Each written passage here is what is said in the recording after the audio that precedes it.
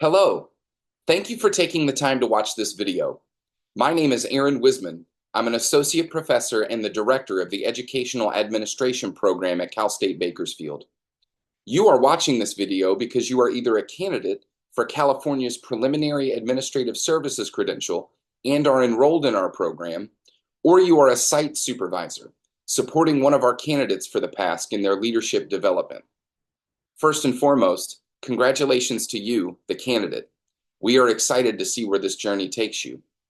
Second, but also foremost, to the site supervisor. We cannot thank you enough for your service toward bringing up the next generation of educational leaders in this community we all serve. Developing leadership capacity in others is one hallmark of a great leader, and your dedication and kind acts of service to that end are greatly appreciated.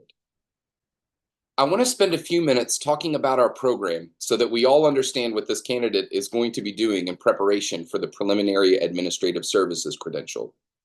Then, I want to spend a few minutes talking about the field experience portion of our program. Specifically, I want to be sure we all have a common understanding about the roles of each member of this team to support the candidate's growth and development as an equity-minded educational leader. Candidates in the Preliminary Administrative Services Credential Program at CSUB complete the program in one academic year, the fall and then spring semester. Candidates take a series of 6 traditional graduate courses, each of them centering on one of the 6 California Administrator Performance Expectations, or CAPES, our standards for educational leaders in California.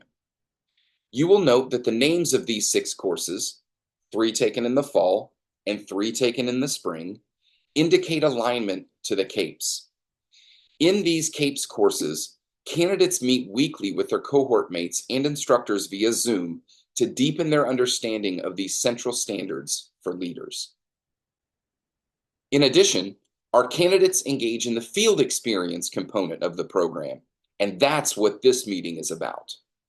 The field experience is intended to give candidates the opportunity to explore leadership and the broader organizational context and operation of their school and district.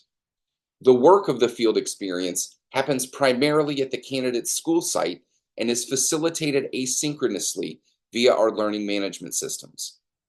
In the field experience, the candidate is supported by a university supervisor or a faculty member and a site supervisor, someone who is willing and able to support the candidate through developing their leadership capacity, usually a principal, assistant principal, dean, or district administrator with the Administrative Services credential. In addition to completing the CAPES courses and field experience components of the program, candidates also complete and must successfully pass the California Administrator Performance Assessment, or the Cal-APA as we affectionately call it. The field experience is comprised of 2 buckets of activity. The first bucket of activity refers to what we call cycles of inquiry. This includes candidates working, learning, reflecting, and leading through the Cal-APA. The Cal-APA is a relatively new licensure exam required for the Preliminary Administrative Services credential. Some administrators have never heard of it, and some have. It's similar to the teacher performance assessments we have in California.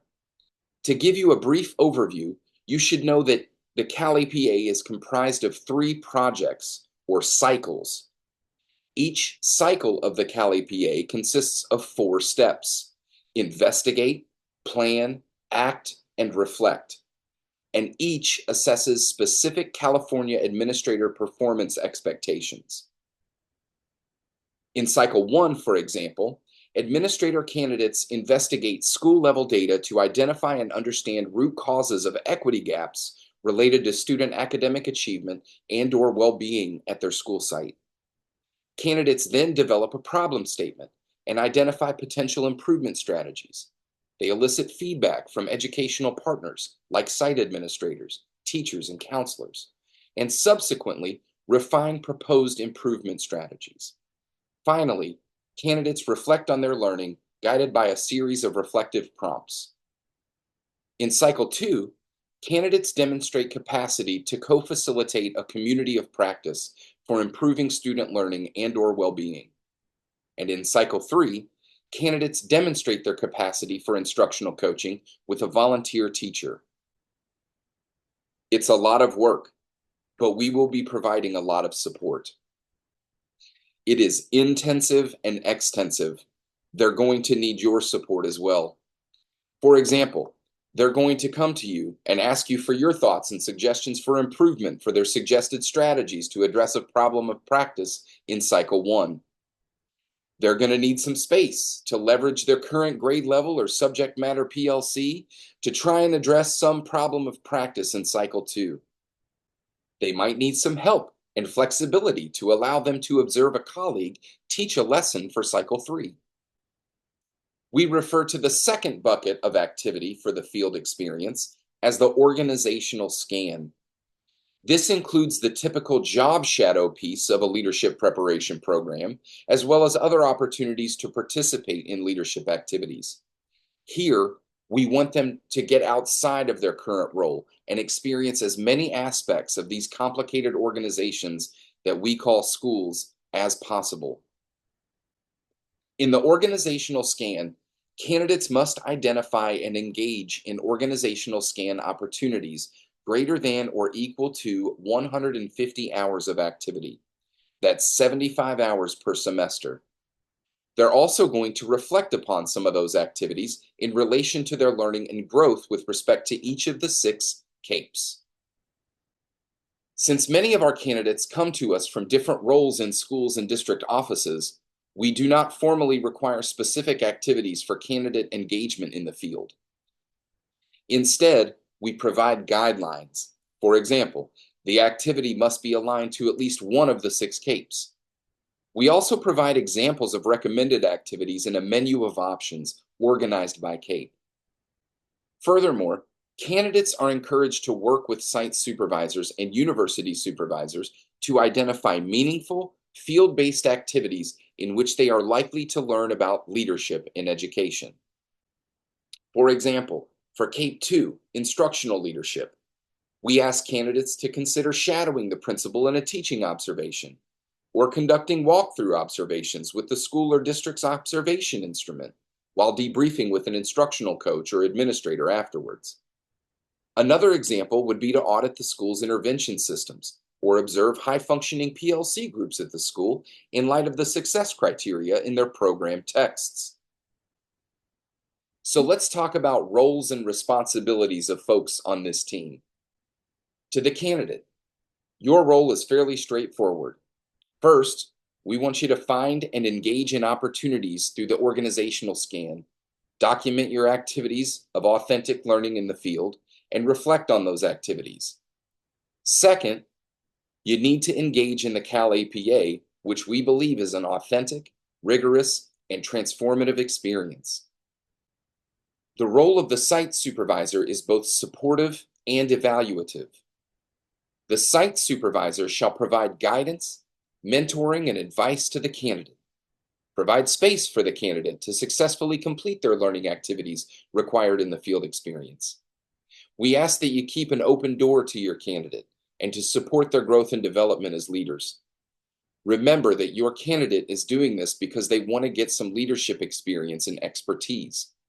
Use that desire and willingness to do the hard work of leadership to support your school or district vision. Let them take things off your plate and foster movement of the organization you lead toward that vision. This should be a relationship of reciprocity. In terms of evaluation, there are a couple of things we're asking site supervisors to do.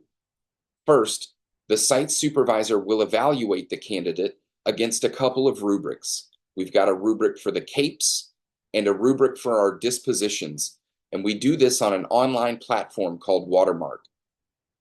The site supervisor should have already or will soon receive an email from Watermark inviting them to create an account. Through this Watermark account, the site supervisor will evaluate the candidate. Second, in addition to our initial meeting, the site supervisor is encouraged to meet with the field experience team again near the end of the EdAD program, late in the spring term. In this meeting, the team will engage in some reflection regarding the candidate's growth and development and identify opportunities for their continued growth and development as an educational leader beyond the EdAD program. The role of the university supervisor is to ensure clear communication about the program learning objectives, updates on the pacing of the Cal APA, and to provide support to the candidate and site supervisor through the field experience. We have 2 university supervisors in the EdAD program at Cal State Bakersfield. Dr. Beverly Martin serves in this role for students enrolled in one cohort, and Dr. Julie Bush serves in this role for students enrolled in the other cohort. Please be sure to watch your email inbox for periodic updates and reminders. Furthermore, please know that you can always reach out to these fantastic university supervisors. Email, the addresses to which you see on your screen, is the best way to reach them. To the site supervisor, thank you. Soon, your candidate and their university supervisor will work with you to find a time to get together via Zoom. This will not be a long meeting, but it will give you all the opportunity to talk about any questions or concerns you might have regarding the field experience. The faculty of CSU Bakersfield's Educational Administration program cannot thank you enough for your time, energy, care, and commitment to bringing up the future leaders of our schools and districts. If there's anything we can do to support you, do not hesitate to reach out. Have a great day.